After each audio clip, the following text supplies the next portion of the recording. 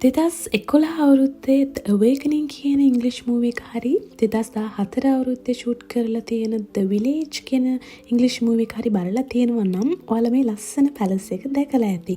මේක තියෙන්නේ ඉංගලන්තේ චෙෂයර් කියන ප්‍රදේශයේ The Biggest House of Cheshire කියලා කියනවා. වර්තමානයේ මේකට ලයිම් පාක් කියලා කියනවා. අක්කර 1400ක විතර විශාල භූමි පරාසයක විහිදලා තියෙන මේ පැලස් එක. එතකොට ඉටාලියන් ගාඩන් එක, ඩියර් පාක් එක, ලේක් එක පුදුම අලංකාර වටපිටාවක්.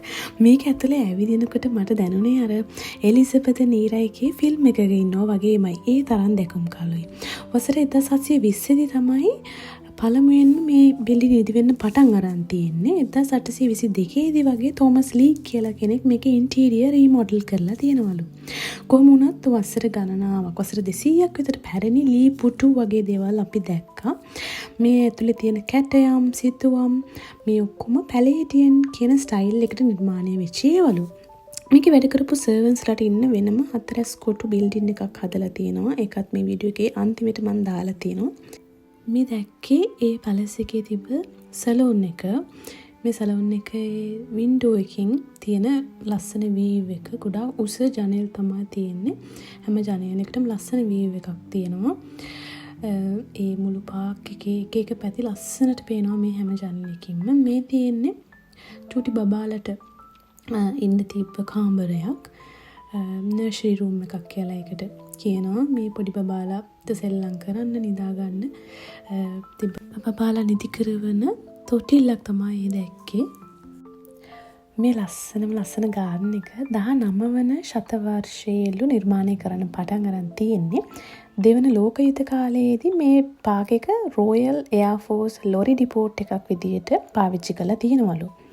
ඒ කාලේ කොහොම තිබ්බත් මට මේ පාක් එකේ ඇවිදිනකොට එදා දැනුනේ මන් නිකන් ෆේරි ටේල් එකක ඉන්නවා වගේ. ඇත්තටම ඒ තරම් පුදුම ලස්සනක්. ඉතින් පරම්පරා කීයක් මේ ලස්සන පැලස් එකේ ජීවත් වෙන්න ඇතිද? හරිම සුකූපභෝගී ජීවිතයක් ඒගොල්ලන් ගත කරලා තියෙනවා කියලා මේ මාලිගාවේ ඇවිදිනකොට තේරෙනවා.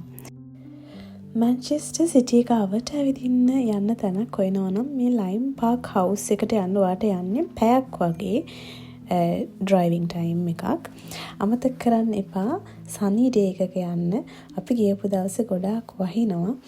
ඉතින් අපිට සම්පූර්ණයෙන් හැම තැනම ඇවිදලා ඉවර කරගන්න බැරි වුණා මුළු පාක් එකේම. ඉතින් ආපහු අවු වැටෙන දවසක ඉතිරි ටික ඇවිදින්න එමු කියලා කතා කරගෙන අපි හවස 3ට විතර එන්න පිටත් වුණා.